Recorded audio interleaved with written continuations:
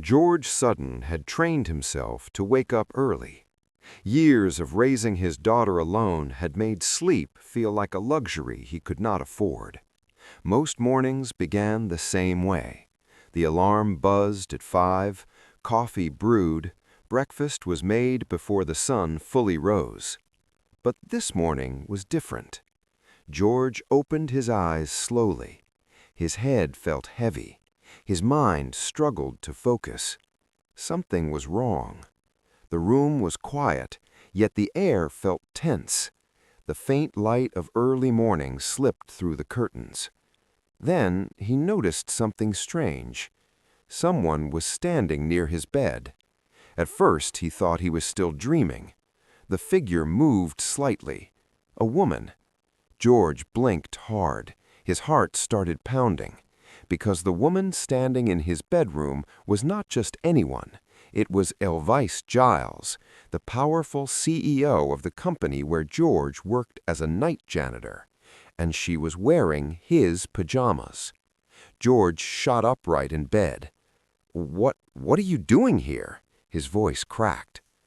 Elvise didn't answer right away. She looked exhausted. Her eyes were red, as if she had been crying. The confident, cold CEO everyone feared in the office looked completely different now. Small, broken, and scared. George noticed something else. His daughter Evie's bedroom door was slightly open down the hallway. Evie could wake up at any moment. Nothing about this situation made sense. Why was the richest woman in the company inside his small apartment? Why was she wearing his clothes? And why did she look like she had nowhere else to go? Elvise finally spoke. Her voice was barely a whisper. "George, I need your help." George stared at her in shock. Then she said something that made his entire world stop. A confession he never expected, one that would change everything. But the real question was, how did she end up here in the first place? George Sutton's life was simple. Not easy, but simple. Every day followed the same routine. He woke up before the sun, made breakfast, packed lunch, and gently knocked on Evie's door. "Rise and shine, kiddo." Evie always groaned first. Then she smiled. She was 10 years old, smart, funny, and far stronger than most adults George knew. Life had forced her to grow up quickly. After her mother left when she was 3, it had just been the two of them. George never spoke badly about Evie's mother. He simply told Evie the truth. Sometimes people get lost in life. Evie had nodded quietly when she was younger, but George knew the pain still lived in her heart. That was why he worked so hard. George had 2 jobs. During the day, he worked deliveries. At night, he cleaned offices at Giles Corporation. The building was huge, glass walls, polished floors, expensive furniture. George often joked that the desks in that building probably cost more than his entire apartment. Still, he never complained, because those jobs paid rent. They kept food on the table, and they kept Evie in school. Every night after Evie went to bed, George quietly left the apartment. He would walk 3 blocks to catch the late bus. Most nights he arrived at Giles Corporation around 9:30 p.m. The building always felt different at night. Quiet, empty, almost peaceful. George would push his cleaning cart down long hallways, vacuum carpets, wipe desks, empty trash bins. Sometimes he passed framed photos of company leaders on the wall. One face appeared everywhere. Elvise Giles, young, sharp, Powerful. People in the building talked about her like she was untouchable. A genius, a leader who built the company from almost nothing. But they also whispered something else. They said she had no heart. Employees were terrified of her. Stories floated around the office about sudden firings and brutal meetings. George had only seen her twice in person. Both times were brief. The first time, she walked through the lobby surrounded by assistants. Her heels clicked against the marble floor like a warning. Everyone moved out of her path. George lowered his eyes and kept pushing his cart. The second time was stranger. George had been cleaning outside the executive offices. He heard shouting inside one of the conference rooms. Angry voices. Then the door flew open. Elvira Giles stormed out. Her eyes looked sharp enough to cut glass. But for a brief second, George noticed something surprising. She looked tired. Not the tired from a long day, but the tired that lives deep inside a person. She passed him without a word, yet she paused for half a second, just long enough to glance at him. Their eyes met. Then she kept walking. George didn't think much of it. People like her lived in a different world, a world far away from a single dad pushing a mop. Back home, life with Evie was full of small joys. They cooked dinner together, watched old movies. Sometimes Evie helped him fold laundry while talking about school. One evening, she asked him a question that caught him off guard. "Dad, are you happy?" George smiled. "Of course I am." Evie studied his face carefully. "You look tired sometimes." George laughed softly. "That's just grown-up stuff." But the truth was more complicated. George wasn't unhappy, but life had worn him down. Bills, work, loneliness.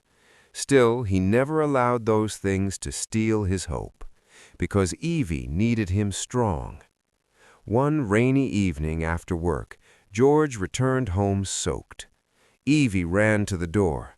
"You're dripping everywhere." George laughed. "Occupational hazard." They both cleaned up the puddle together. Moments like that made everything worth it. But George had no idea that his quiet life was about to collide with someone from a completely different world. Someone powerful, someone desperate, someone who would soon knock on his door in the middle of the night and change everything.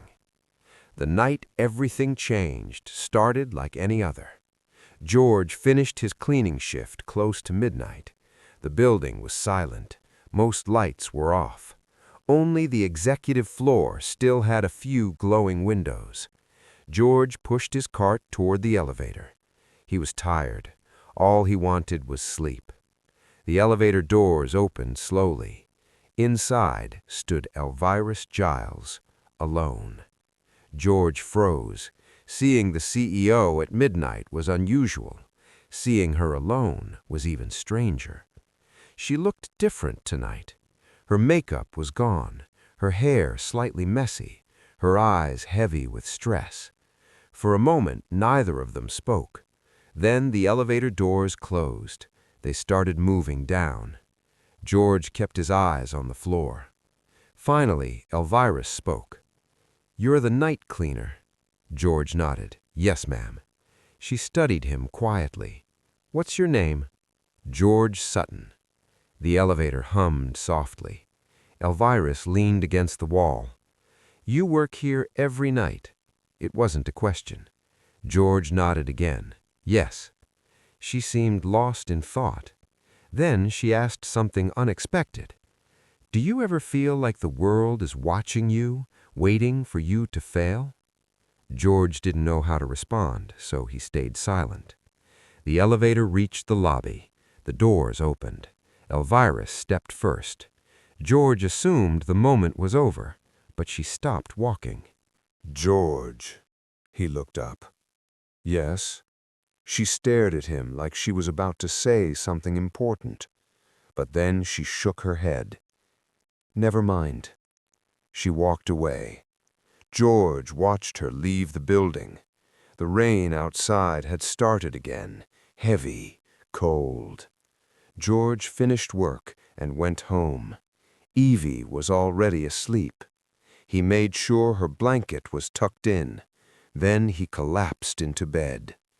He expected a normal morning, But sometime in the middle of the night, someone knocked on his door, hard.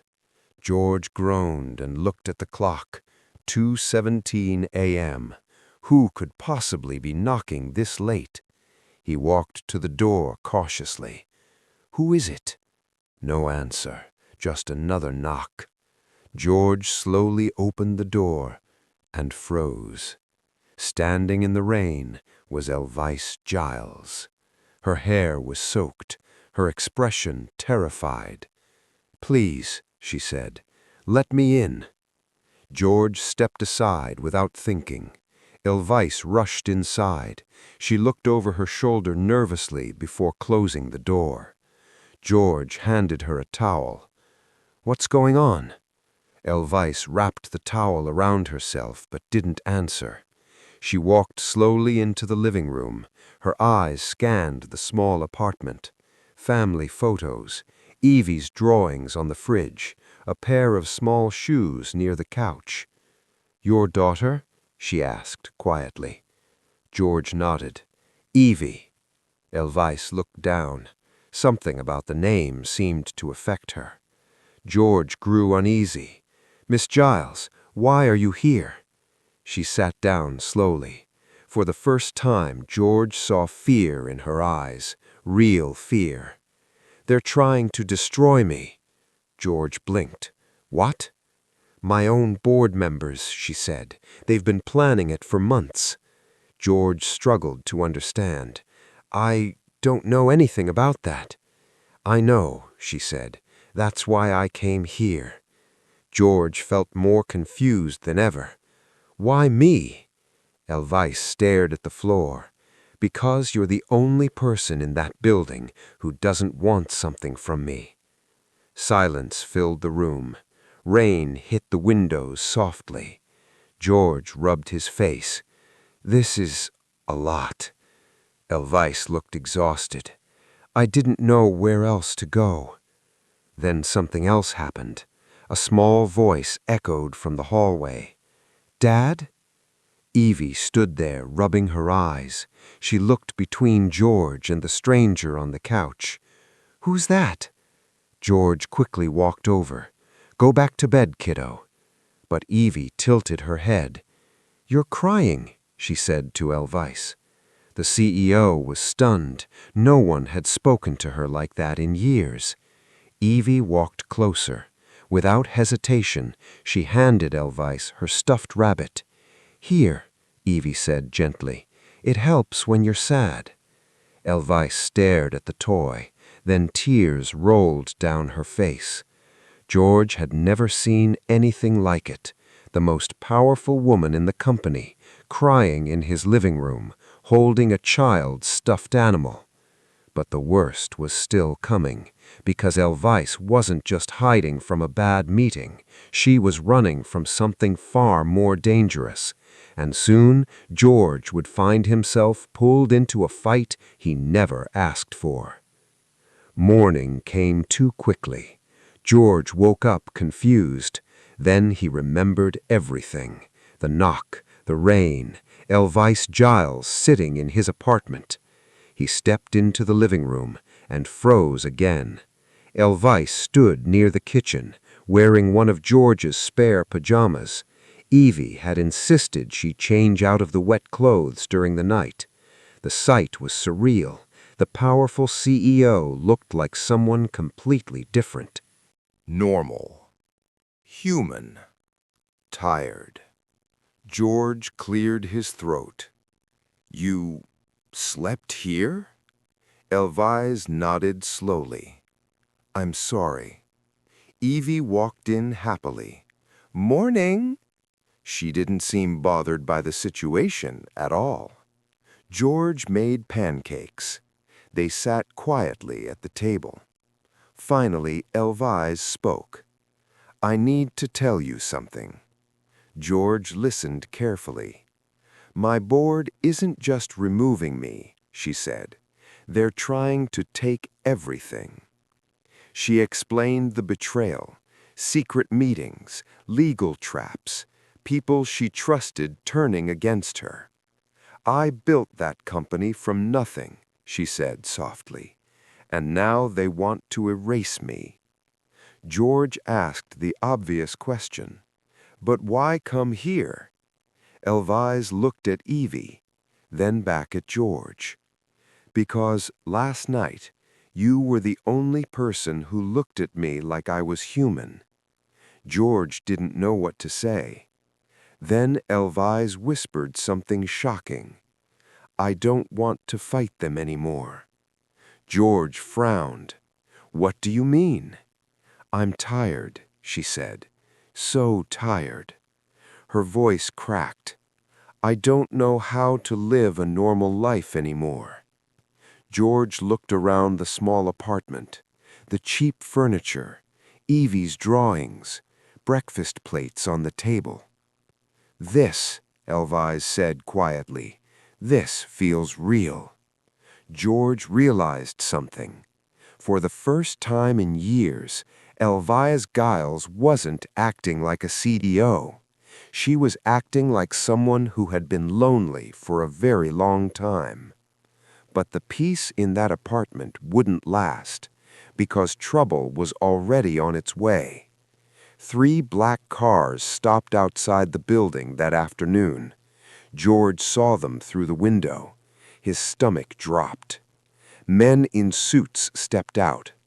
Elvise stood behind him silently. "They found me." George turned. "You knew they would?" She nodded. "They won't stop."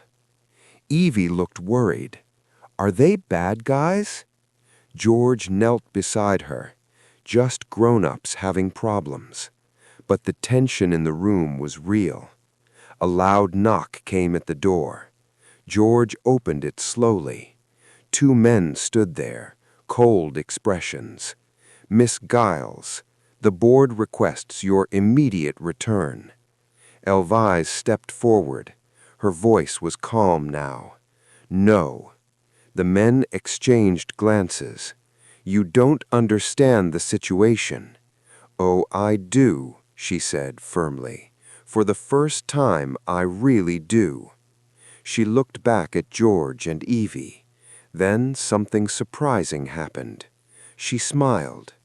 "I spent years chasing power, but I forgot what life looked like." The men waited impatiently.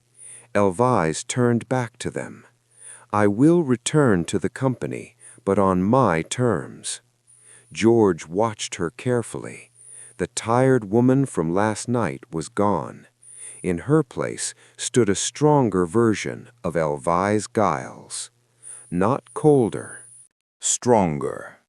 Weeks later, the news exploded across the city. Elvis had outmaneuvered the board, exposed their schemes, and regained control of her company. But something else shocked everyone. She changed everything: work policies, leadership culture, even how employees were treated. People whispered about the sudden transformation. Only George knew why. One evening, months later, a car pulled up outside George's apartment. Evie ran to the door. "Elvis!" The CEO stepped out, smiling, but she looked different now, relaxed, human. She handed Evie a small gift, then turned to George. "Dinner?" George laughed. "You still owe us pancakes." Elvis smiled warmly. "Dio."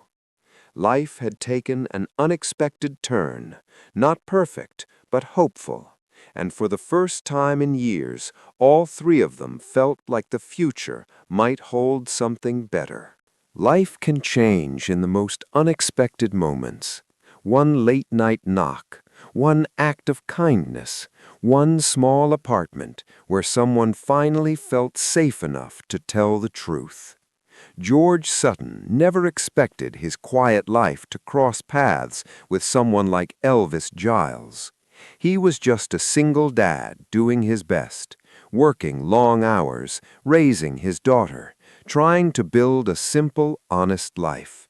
But sometimes the strongest people in the world are not the ones with power. They are the ones who show kindness when someone is broken. Evie didn't care that Elvis was a CEO. She only saw a woman who was crying. So she gave her a stuffed rabbit. And in that simple moment, something powerful happened.